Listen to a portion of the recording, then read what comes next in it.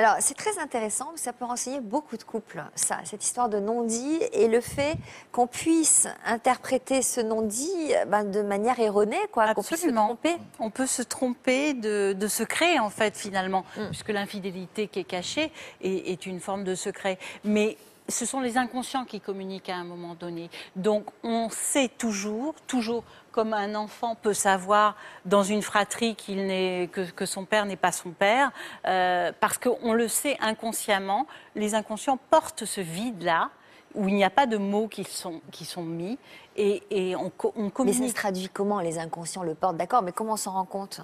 On le sait, Mais c'est une comment c'est conviction possible? intérieure. Parce que les Est-ce qu'on inconscients communiquent. perçoit des attitudes, On des regards, on perçoit que la personne ne se livre pas totalement. C'est difficile à expliquer. Mm. D'ailleurs, là, c'est difficile de mettre des attitudes très marquées, mais on le sait intérieurement qu'il y a quelque chose qui n'est pas dit. Parce que l'autre ne se livre pas pleinement à nous, et ça, on le ressent. Mm. On le ressent dans une relation. Vous le diriez, ça?